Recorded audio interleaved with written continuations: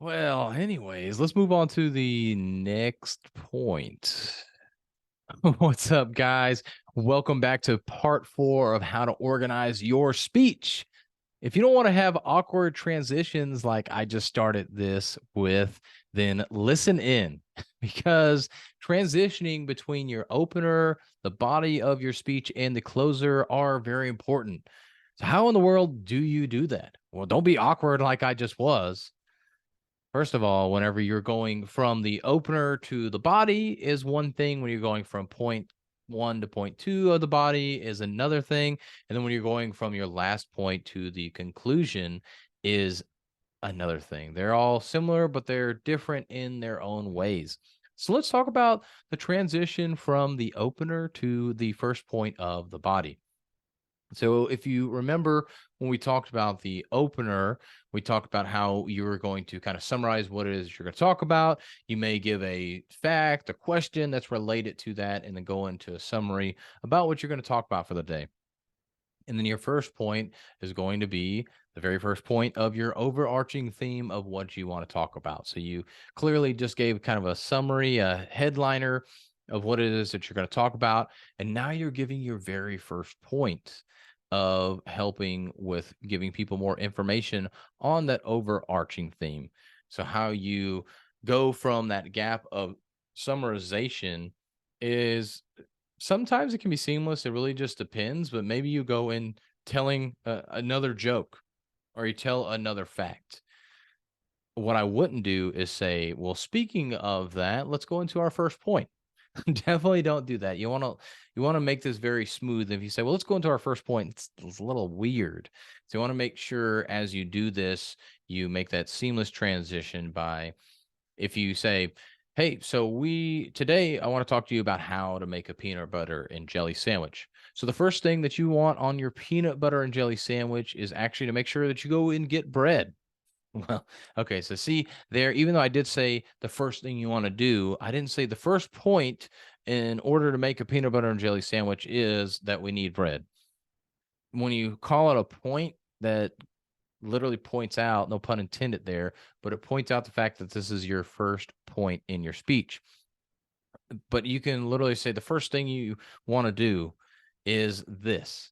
The first thing that I would start with is this. You could go with that. Or let's say morning routines. If you want to get a better morning routine, listen up to what we're going to talk about today because we're going to cover all things morning routine. If you've ever started a morning routine, here I am going into the very first point, you know that it is a difficult thing to do. So, one thing that I like to do is actually make sure that my shoes are right next to my bed because my morning routine is about going out and going for a run first thing in the morning. And how I create more success with that is by putting shoes next to my bed. So notice I started going right into that point and I'm diving in deeper, but I pointed out to let you know, but it seemed like a very smooth transition there. So you could go right into it, telling that first fact that you want to talk about, that first point that you want to talk about. So it can be a very smooth transition as long as you don't say, well, my first point that I want to talk about today, or the first thing that I have on my speech list to tell you about is this. You want to try and find a smooth way to say that. And so now going between point one to point two. So if we go back to our peanut butter and jelly sandwich analogy, we are talking about the we're talking about the bread. Sorry. So we have the bread there, and we talk about how great bread is and how having this type of bread, perhaps. And we're really going into detail about bread because we just love peanut butter and jelly sandwiches so much. And we talked about different types of bread and which ones make the best for peanut butter and jelly sandwiches. And in my opinion, white bread probably makes the worst because it just gets stuck to the roof of your mouth along with the sticky peanut butter. But I digress there. But then you would go into your second point being now you're going to get the peanut butter. So you mentioned some about whatever you said with the bread, and then you transition to, and then you want to make sure that you get your peanut butter. And don't say, and then the second thing is that you would get peanut butter. Is you're trying not to go through a list, and this whole peanut butter and jelly is not the best example here But if you go to your second point, you want to make sure that you're not saying, and so the second point. So it's essentially the same thing as going from your opener to your first point. You don't want to go from the first point to the second point. But remember, you concluded what the first point was, you kind of summarize what that was, and then you can say the next point there and give that statement or go right into a story. This may be the point where you tell a story first and then you tell the statement afterwards. And then you kind of conclude in that, or you start with a joke, something to help with a transition to bridge the gap from point one to point two, because that's essentially what these transitions are. So now let's fast forward a little bit here. We're through whatever the last point is for me. It's the third point, maybe fifth point every once in a while, but I get through all my points here. And now I want to go to my conclusion.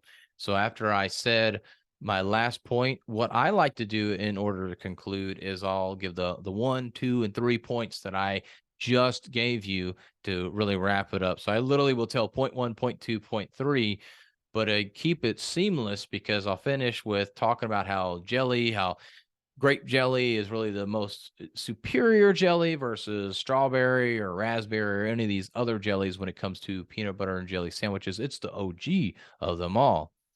So if you want to make a peanut butter and jelly sandwich yourself, the first thing you're going to need is bread. Second, peanut butter. Third, jelly. And why do you need all those three? And then you kind of go into detail. You wrap it up. And so remember that you want to put more peanut butter on your sandwich than jelly, so that way you can get more protein in your sandwich.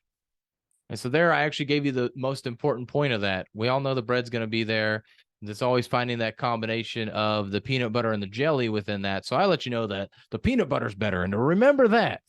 So that's how you get into that conclusion. You tell the 1, 2, 3 quick hitters of what it is that you just talked about, and then you give a remember this thing there. And then I could go into a call to action that, hey, don't make your peanut butter and jelly sandwich right now, but as soon as you get home, make sure that you make that peanut butter and jelly sandwich with 70% peanut butter, 30% jelly, and you're going to have a protein packed sandwich, something like that. Of course, I'm making all this up, but that's how you end up transitioning between all of these points. You really, and what you're doing with this transition is helping bridge that gap overall to help you go into the next thing, because you have to find something that doesn't make it abrupt. And especially when you're first speaking, it does get a little weird. So it's a little difficult to transition from point to point. Don't feel bad if you don't quite have it down. The more reps you get in, the better you're going to get at this. So start a podcast, start talking with people, practice the speech over and over again, but find ways that you can smoothly transition from point to point and be able to go from the opener to the body, point 1 to point 2, last point to your conclusion. And that's what a transition really is. It's just a bridge to get you over that gap between each of the points or each part of that speech.